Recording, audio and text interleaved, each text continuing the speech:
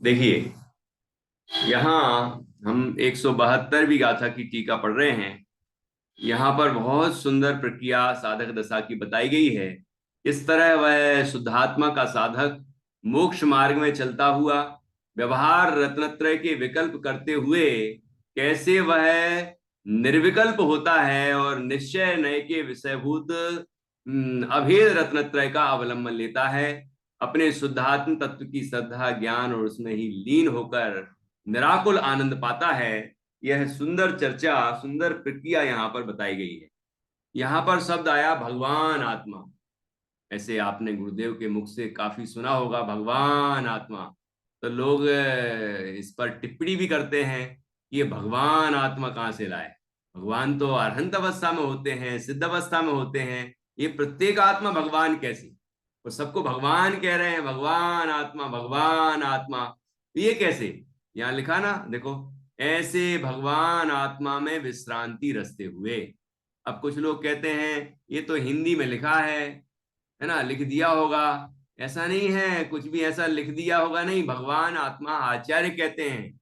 भगवान हम सब जीवों से भगवान आत्मा कहते हैं, क्योंकि प्रत्येक जीव भगवान के जैसा ही है। जैसे भगवान का पर्याय में भगवत दशा प्रकट हो गई, भगवान पर्याय में ही भगवान बन गए, वैसा प्रत्येक जीव का स्वभाव है। भगवान भी अपने स्वभाव से भगवान हैं, और अब उनने अपने स्वभाव को पहचान लिया तो वो भगवान बन गए।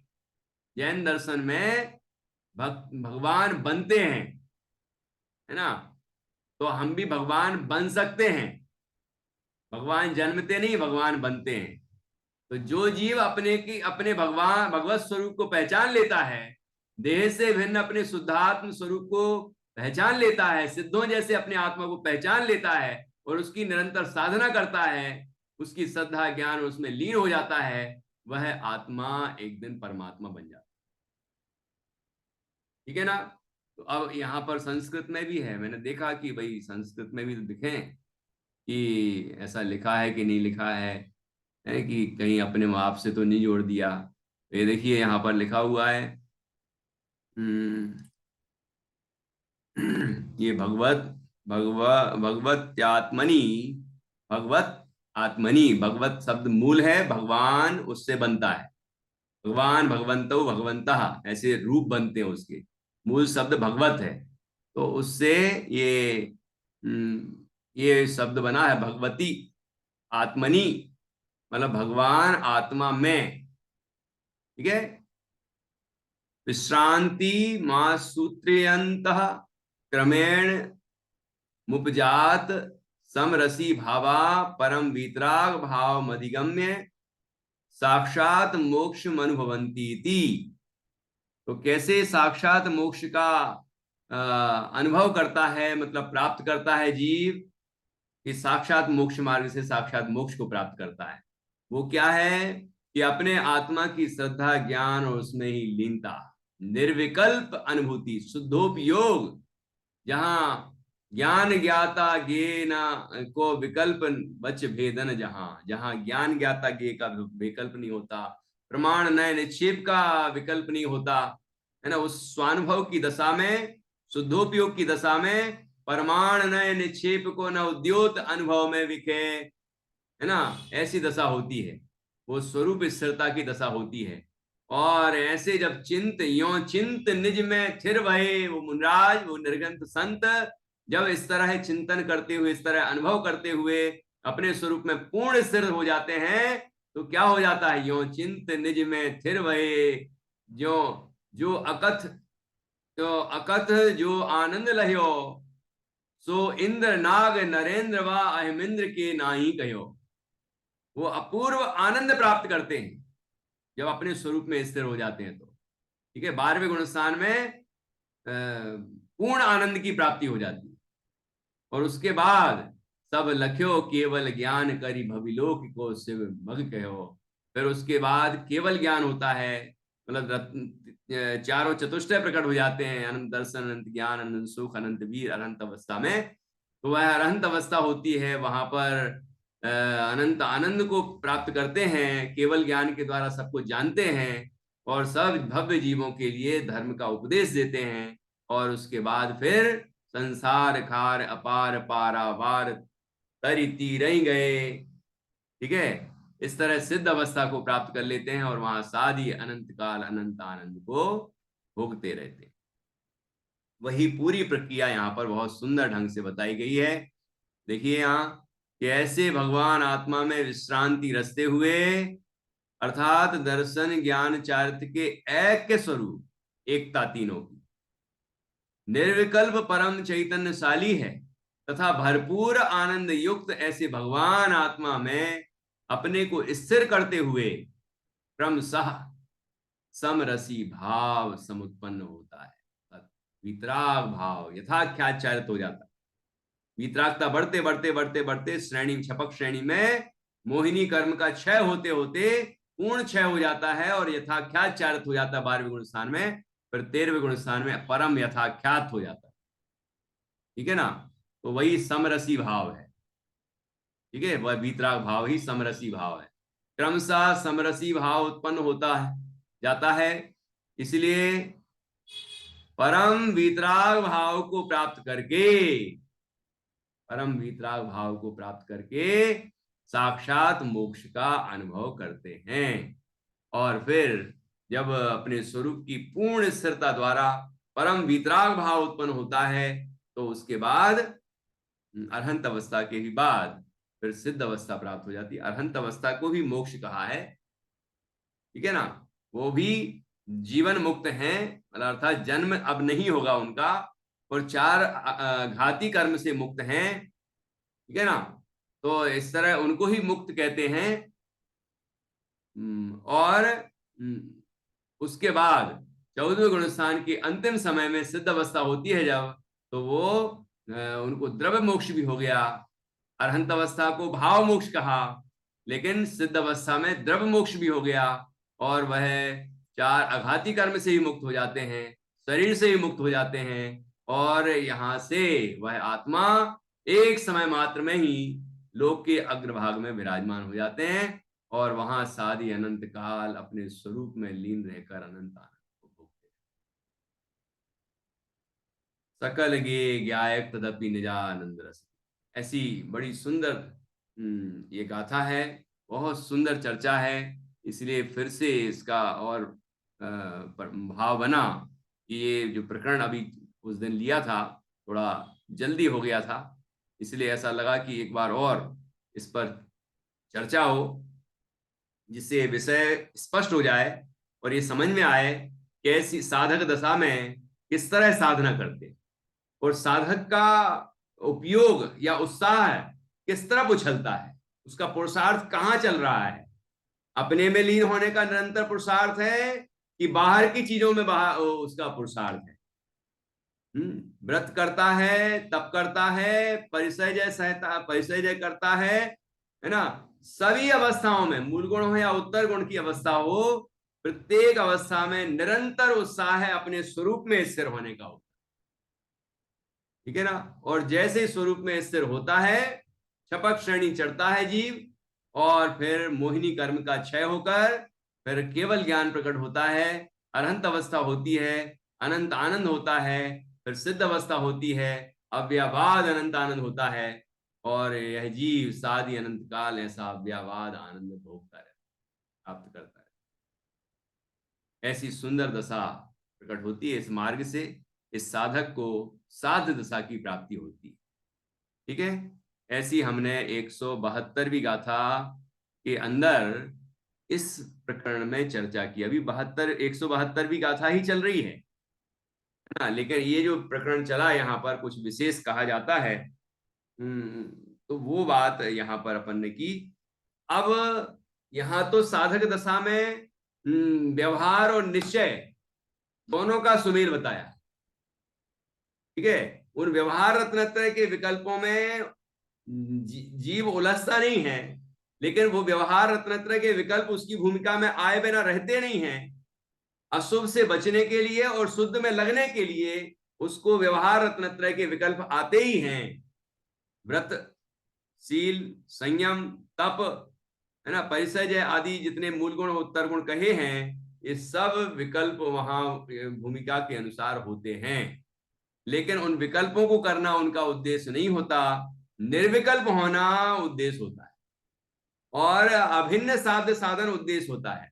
अपने स्वरूप की श्रद्धा ज्ञान और उसमें लीनता उद्देश्य होता है, वही प्रयत्न होता है, और वो अपने स्वरूप में स्थिर हो जाते होते ही, उनके स्वरूप में स्थिर होते ही परम वितराग होते चले जाते हैं।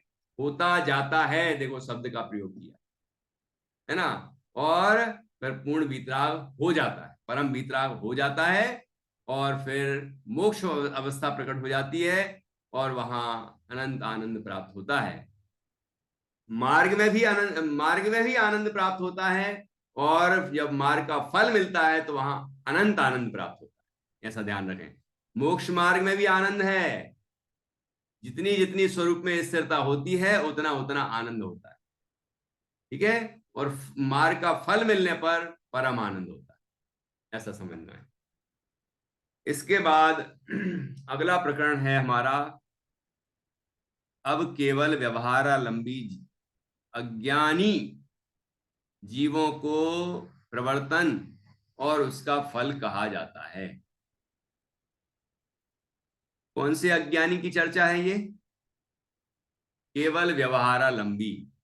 इसको मोक्ष मार्ग प्रकाशक जी में पंडित टोडरमल जी ने कहा व्यवहाराभासी। जो वहां व्यवहाराभासी कहा, वही यहां पर केवल व्यवहारालंबी ये शब्द है, अर्थात, और वो भी अज्ञानी। वहां पर आया व्यवहाराभासी मिथ्या दृष्टि, स्पष्ट शब्द आया। यहां उसी को कहा अज्ञानी। तो ये अज्ञानी कौन सा अज्ञानी है? जो मिथ्या ज्ञानी है वही अज्ञानी है। मिथ्या तो सहित अज्ञान वाला है ये जी, है ना। उसे व्यवहार नय का, न तो व्यवहार नय का पता है, न निश्चय नय का पता है। व्यवहार नय का जो उपदेश है उसको ही वह परमार्थ मान लेता है। यदि व्यवहार नय के उपदेश को परमार्थ माना है, इसका तात्पर्य है उसने परमार्थ को भी नहीं जाना है, उसने निश्चय नय को भी नहीं जाना है। नहीं तो निश्चय नय के विषय, निश्चय नय का, व्यवहार नय का विषय भी समझता कि व्यवहार नय का विषय क्या है। भेद रत्न त्रय विषय है, उपचार है ना। लेकिन उसने तो परमार्थ ही समझ लिया। और केवल निश्चयालंबी मिथ्या दृष्टि क्या करता है? निश्चय नय को समझता नहीं है वो। ये मत समझना कि निश्चय नय के विषयभूत तत्व को समझता है वो, नहीं। निश्चय नय से जो बात कही उसको सर्वथा मानता है, द्रव्य अपेक्षा जो बात कही उसको पर्याय में मान लेता है। जैसे अभी कहा था ना भगवान आत्मा, वो पर्याय में ही भगवान मान लेता है, अपना सिद्ध मान लेता है अपने आप। सिद्ध समान कहा तो सिद्ध ही मान लेता है। जब मैं सिद्ध हुई तो मुझे फिर प्रयत्न करने की क्या जरूरत? तो ये व्यवहार रत्नत्रय के जो विकल्प कहे, भेद रत्नत्रय, ये सब वो करता ही नहीं है, ठीक है ना। तो इस तरह दोनों ही वो एकांती मिथ्या दृष्टि हैं। अब इनका स्वरूप क्रमशः समझेंगे हम, ठीक है। अब केवल व्यवहारालंबी अज्ञानी जीवों को प्रवर्तन और उसका फल कहा जाता है। पढ़िए मंजूषा जी। परंतु केवल व्यवहारावलंबी मात्र व्यवहार का अवलंबन करने वाले हैं। वे वास्तव में भिन्न साध्य साधन भाव के अवलोकन द्वारा निरंतर अत्यंत खेद पाते हुए पुनः पुनः धर्माधिक के श्रद्धान रूप अध्यवसान में उनका चित्त लगता रहने से बहुत श्रुत के यानी द्रव्य श्रुत के संस्कारों से उठने वाले विचित्र यानी अनेक प्रकार के विकल्पों के जाल द्वारा उनकी चैतन्य वृत्ति चित्र विचित्र होती है। इसीलिए और समस्त यति आचार के समुदाय रूप तप में प्रवर्तन रूप कर्म कांड की धमाल धमाल में वे अचलित रहते हैं। इसीलिए कभी किसी को यानी किसी विषय की रुचि करते हैं, कभी किसी के किसी विषय के विकल्प करते हैं और कभी कुछ आचरण करते हैं।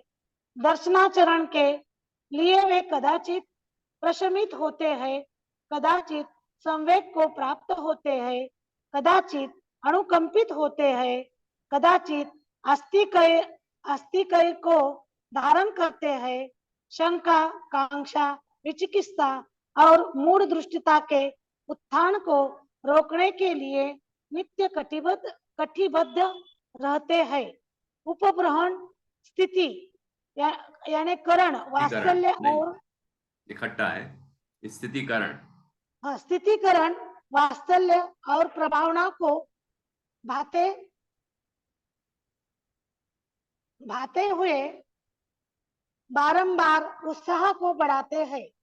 ज्ञानाचरण के स्वाध्याय काल का अवलोकन करते हैं, बहु प्रकार से विनय का विस्तार करते हैं, दुर्धर उपधान करते हैं, भली भांति बहुमान को प्रसारित करते हैं, निन्नव दोष को अत्यंत निवारते हैं, अर्थ, व्यंजन और तदुभय की शुद्धि में अत्यंत सावधान रहते हैं। चारित्र चरण के लिए हिंसा, असत्य, स्तेय, अब्रह्म और परिग्रह की सर्व सर्ववि सर्ववि विरति सर्ववीरति रूप पंच महाव्रतों में तल्लीन वृत्ति वाले रहते हैं। सम्यक योग निग्रह जिसका लक्षण है, योग का बराबर निरोध करना जिनका लक्षण है, ऐसी गुप्तियों में अत्यंत उद्योग रखते हैं। क्रिया, भाषा, ऐषणा, आदान निक्षेप और उत्सर्ग रूप समितियों में प्रयत्न को अत्यंत जोड़ते हैं। तपाचरण के लिए अनशन, अमोदर्य, व्रति परिसंख्यान, रस परित्याग, विभक्त शय्यासन और कायक्लेश में सतत उत्साहित रहते हैं।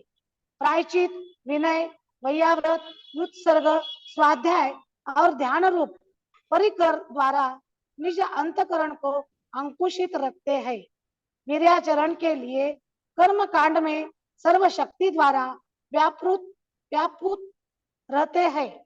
ऐसा करते हुए कर्म चेतना प्रदान पड़ने के कारण यद्यपि अशुभ कर्म प्रवृत्ति का उन्होंने अत्यंत निवारण किया है, तथापि शुभ कर्म प्रवृत्ति को जिन्होंने बराबर ग्रहण किया है, ऐसे वे सकल क्रियाकांड के अवडंबर से पार उतरी हुई दर्शन ज्ञान चारित्र की ऐक्य परिणति रूप ज्ञान चेतना को किंचित भी उत्पन्न नहीं करते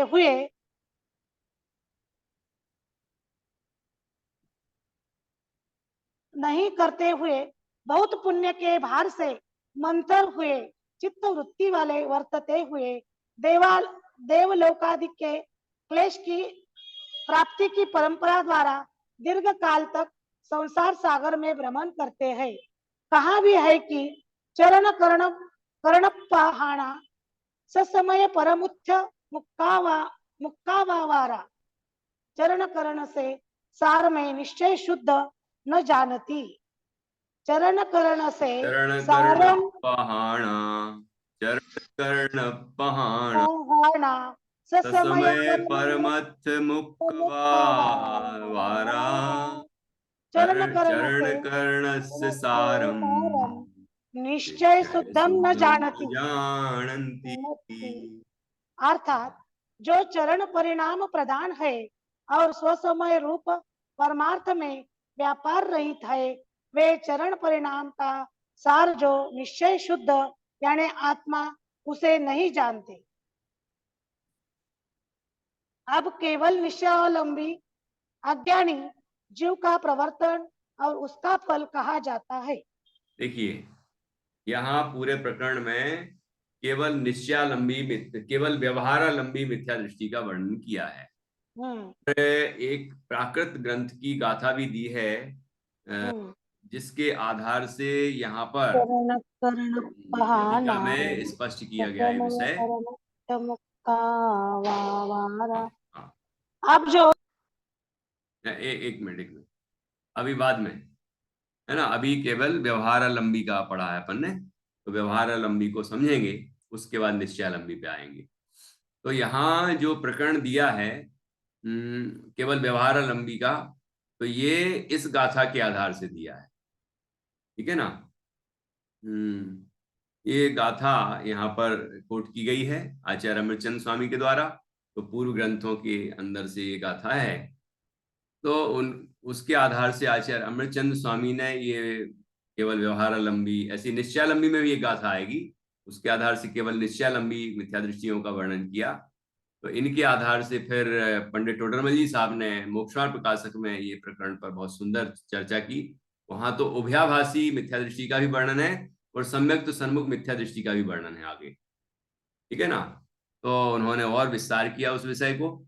यहाँ अभी केवल व्यवहारालंबी मिथ्या दृष्टि का वर्णन है। तो क्या वर्णन किया है देखिए, अपन ने शुरू से पढ़ लिया।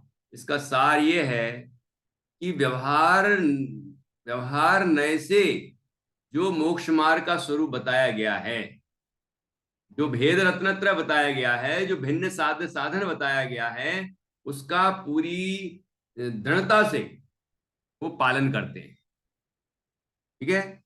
28 मूल गुणों का पालन करते हैं और तप तपते हैं, परिचय जय करते हैं, ठीक है। मूल गुण उत्तर गुण का यथायोग्य पालन करते हैं, सब कुछ करते हैं, ठीक है। श्रद्धान के संबंध में कहा था कि वो 6 द्रव्य आदि के, 7 तत्व आदि के श्रद्धान रूप उपयोग करते हैं। ज्ञान में कहा था कि वो अनेक तरह के जिनवाणी के आधार से अनेक तरह के विकल्पों में प्रवर्तन करते हैं। और फिर चारित्र में कहा था कि जो जो चरणान योग में बताया गया है चारित्र, उस चारित्र का दृढ़ता से पालन करते हैं, ठीक है ना। और जैसे कि श्रद्धान के संबंध में बताया 7 तत्वों का श्रद्धान, तो सम्यक दृष्टि के कौन कौन से अंग होते हैं उनका भी पालन करते हैं, निस्संकेत आदि, है ना। और सम्यक ज्ञान के का जो स्वरूप बताया यहाँ व्यवहार नय से, तो द्वादशांग के अंदर या जिनवाणी के अंदर जो वस्तु का स्वरूप बताया गया है, उनमें उनके आधार से अनेक विकल्प रूप प्रवर्तन करते हैं, ठीक है ना। और जो सम्यक ज्ञान के 8 अंग कहे गए हैं उनका भी दृढ़ता से पालन करते हैं। सम्यक दर्शन के तो 8 अंग हैं ही, सम्यक ज्ञान के भी 8 अंग हैं। उसके बाद चारित्र के अंदर जो कहा गया है, व्यवहार चारित्र के अंदर 28 मूल गुणों का पालन, ठीक है ना। और तपस्रण आदि, ये सब चीजें वो आचरणते हैं, उन सबका आचरण करते हैं, ठीक है ना। वो अशुभ से तो पूरी तरह से विरक्त रहते हैं, अशुभोपयोग की तो सत्ता नहीं रही, और शुभ में ही प्रवर्तन करते हैं, लेकिन वे उस क्रिया कांड में ही उलझे रहते है ना। और ये भिन्न साधक है, और जो भेद रत्नत्रय हैं तो इन शुभ विकल्पों में ही लगे रहते हैं, अशुभ में तो नहीं जाते, लेकिन शुभ विकल्पों में ही लगे रहते हैं। और श्रद्धान ज्ञान और आचरण की जो एकता है, अर्थात अपने इस आत्मा की श्रद्धा ज्ञान और उसमें लीनता रूप जो ऐक्य भाव है, वो उस तरफ उनका पुरुषार्थ ही नहीं होता। अर्थात अपने आत्मा की श्रद्धा ज्ञान और उसमें लीनता का वो पुरुषार्थ ही नहीं करते। केवल व्यवहार नय से कहे गए जो व्रताधिक हैं, व्यवहार रत्नत्रय के जो जो विकल्प हैं, बस उन्हीं में वो लगे रहते हैं, ठीक है ना। और उससे क्या होता है कि बहुत सारा पुण्य बन जाता है, और उस पुण्य के फल में वो देवलोक आदि को प्राप्त होते हैं, लेकिन वहां के क्लेश को प्राप्त होते हैं। क्लेश की परंपरा, अनर्थकारी परंपरा, वही उनकी चलती रहती है, और इस तरह वो लंबे काल तक संसार में भ्रमण करते रहे। देवलोक में गए तो वहीं की लंबी लंबी आयु, उसके बाद फिर आत्मा का ज्ञान तो है नहीं, तो जो जो विमानवासी हु थाए सम्यक दर्शन बिन दुख पाए, कहते चय था वर्तन धरे यो परिवर्तन पूरे करे। सम्यक दर्शन का अभाव है, ठीक है, निश्चय रत्नत्रय हुआ नहीं है, आत्मा की श्रद्धा ज्ञान और उसमें लीनता रूप परिणाम हुआ नहीं है, तो और उस तरफ कोई प्रयत्न ही नहीं है। केवल व्यवहार नय के द्वारा कथित जो श्रद्धा सम्यक दर्शन ज्ञान चारित्र का स्वरूप है, उसका ही दृढ़ता से पालन करते हैं। इससे शुभ शुभ भाव होने से पुण्य का बंध तो होता है, लेकिन शुद्ध भाव ना होने से मोक्ष नहीं होता, बल्कि शुभ भाव के कारण स्वर्ग आदिक होते हैं और इस तरह संसार में भ्रमण चलता रहता है। जी प्रयत्न तो मोक्ष के लिए करता है ना, मोक्ष की भावना से करता है ना, लेकिन जो प्रयत्न करता है, पुरुषार्थ करता है, वो शुभ भाव के पुरुषार्थ करता है, तो उसका फल स्वर्ग आदिक मिल जाता है, मोक्ष तो नहीं मिलता। ठीक है ना। तो इस तरह से केवल व्यवहार और लंबी मिथ्या दृष्टि का, अज्ञानी का चित्रण यहाँ पर बड़े सुंदर ढंग से किया है। इसकी और भी चर्चा अपन कल करेंगे, और उसके बाद फिर केवल निश्चयालंबी अज्ञानी जीवों का प्रवर्तन क्या है, और उस केवल निश्चयालंब का फल क्या है, इसकी चर्चा हम कल करेंगे। अभी यहीं हम अपनी बात को पूर्ण करते हैं। मंजूषा जी जिनमाड़ी स्तुति बोलेंगे। निज निधि निज में बताई, यह अनंत उपकार है। उसके लिए जिन वाणी माँ को वंदना शत बार है, वंदना शत बार है। बोलो जिनवाणी जिनवाणी माता की माता की जय। जय। महान जिन धर्म की जय। मंदिर में बैठी हूँ मैं आज, अरे वाह, बहुत अच्छा। नेटवर्क नहीं आ रहा था, हाँ हाँ मंदिर हाँ, में आके बैठी हूँ। मंदिर में जय तो सब जय। नेटवर्क मिल जाते हैं। हाँ, सामने नेटवर्क का भगवान प्रॉब्लम। है ना, मंदिर में भगवान भी हैं, वो वो अपने स्वरूप में स्थिर हैं। तो हमें भी ये विकल्प आना चाहिए, पुरुषार्थ होना चाहिए कि वो अपने में लीन है और हम व्यवहार रत्नत्रय के विकल्प कर रहे हैं। देखो ये भी तो, भिन्न भिन्न साधन साधे हाँ, भिन्न साधन का उपयोग, साधन भेद कर रत्नत्रय रहे का हैं। सेवन कर रहे हैं। तो जैसे वो हाँ, स्वरूप में स्थिर हैं, हम भी अपने स्वरूप में स्थिर, ऐसे ऐसा हमारा प्रयत्न होना चाहिए। और बहुत अच्छी बात है। और इस तरह हमने, तो मंदिर तो आपके घर में ही कहीं है ना, चैत्यालय? घर में भी है, शाम को अच्छा आती हूँ मैं मंदिर में सामायिक अच्छा के लिए। अच्छा, बढ़िया बढ़िया, बहुत अच्छा। चलिए, जय जय जिनेन्द्र। काय उत्सव।